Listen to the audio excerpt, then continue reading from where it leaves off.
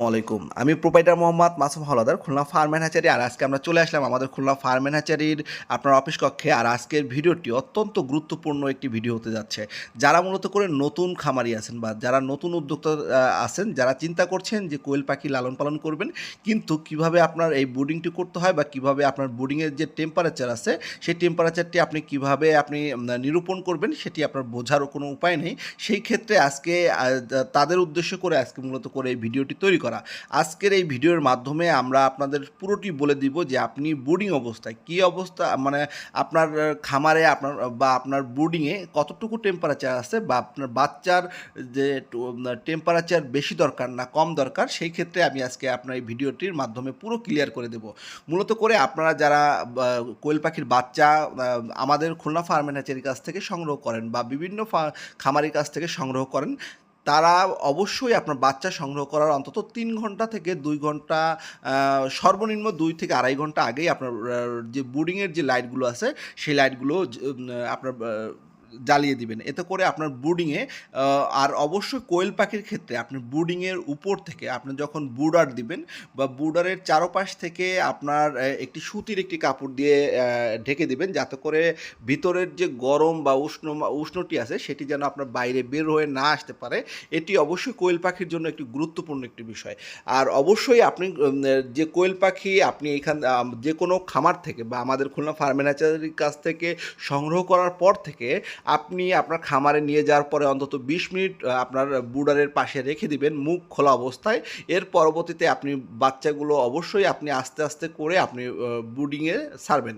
ছাড়ার পরবর্তী সময়ে আপনি দেখবেন যে আপনার বাচ্চাগুলো কিছু দলবদ্ধ হয়ে আপনার যদি আপনার টেম্পারেচার যদি কম থাকে তাহলে আপনি কিভাবে বুঝবেন?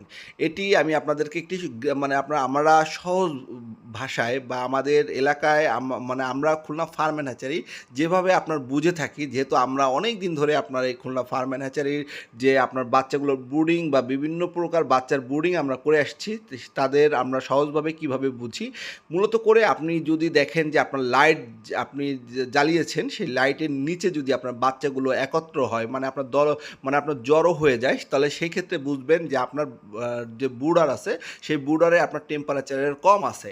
সেই ক্ষেত্রে এটি হলো গিয়ে আপনার প্রাকৃতিক নিয়ম। আপনার যদি মনে হয় যে আপনার লাইটের তলে সব বাচ্চাগুলো চলে আসছে, তাহলে আপনার বুঝতে হবে যে আপনার খামারের আপনার তাপমাত্রার আরও বাড়াতে হবে। সেই ক্ষেত্রে আপনি আরও ১টি বা ২টি লাইট বাড়ায় দিবেন। আর এতে করে আপনার বাচ্চাগুলো আবার উষ্ণতায় আপনার দলবদ্ধ বা একসাথে আপনার জড়ো হবে না। এবং আপনি বুঝবেন কিভাবে যে আপনার খামারে যে অতিরিক্ত যদি আপনি ৩টা বা ৪টা ২০০ পাওয়ার ওয়াট বাল্ব ব্যবহার করেন, সেই ক্ষেত্রে আপনি কিভাবে বুঝবেন যে আপনার বাচ্চারটা তাপমাত্রা বেশি হচ্ছে কিনা? সেই ক্ষেত্রে আপনার ব্রুডারের যে সাইড আছে সেই সাইডে আপনার এই বাচ্চাগুলো লেগে যাবে। এতে করে আপনার মাঝখানে পুরোটাই আপনার ব্রুডিংয়ের মাঝখানে পুরোটাই ফাঁকা থাকবে এবং বাচ্চাগুলো একদম পুরো ব্রুডারের যে সাইড আছে সেই সাইডে আপনার লেগে যাবে। এতে করে আপনার বুঝতে হবে যে আপনার যে ব্রুডিং আছে সেই ব্রুডিংয়ের টেম্পারেচারটি বেশি হচ্ছে। সেই ক্ষেত্রে আপনি অবশ্যই যদি আপনি ৩টি বা ৪টি লাইট ব্যবহার করে থাকেন, অবশ্যই ১টি অথবা ২টি লাইট আপনি কমিয়ে দিবেন। এতে করে দেখবেন যে বাচ্চাগুলো আপনার পুরো জায়গায় আপনার সমান্তরালভাবে আপনার ছড়িয়ে ছিটিয়ে আছে। এটি হলো গিয়ে আপনার গ্রামীণ পদ্ধতিতে আপনার কোয়েল পাখি থেকে শুরু করে আপনার মুরগির বাচ্চা বলেন, হাঁসের বাচ্চা বলেন, সব কিছুর ক্ষেত্রেই আপনার এইভাবে আপনার টেম্পারেচার আমরা মূলত করে খুলনা ফার্ম অ্যান্ড হ্যাচারির যারা কর্মীরা আছে এইভাবে করে আপনার টেম্পারেচারগুলো আমরা নিয়ন্ত্রণ করে থাকি। আমাদের খুলনা ফার্ম অ্যান্ড হ্যাচারিতে আমরা মূলত করে টেম্পারেচার ব্যবহার করি না, কিন্তু অনেক ক্ষেত্রে যারা নতুন খামারি আছেন আপনারা টেম্পারেচার ব্যবহার করতে পারেন। এবং টেম্পারেচার কোয়েল পাখির জন্য অবশ্যই আপনার ৩০ থেকে ৩৫-এর ভিতরে আপনার টেম্পারেচার রাখতে হবে। যদি আপনার বর্ষা পড়ে সেই ক্ষেত্রে আপনার ৩৪ থেকে ৩৮-এর ভিতরে টেম্পারেচার রাখতে হবে। আজ এ পর্যন্তই। সবাই ভালো থাকবেন, সুস্থ থাকবেন এবং খুলনা ফার্ম অ্যান্ড হ্যাচারির সাথেই থাকবেন। ধন্যবাদ। আসসালামু আলাইকুম।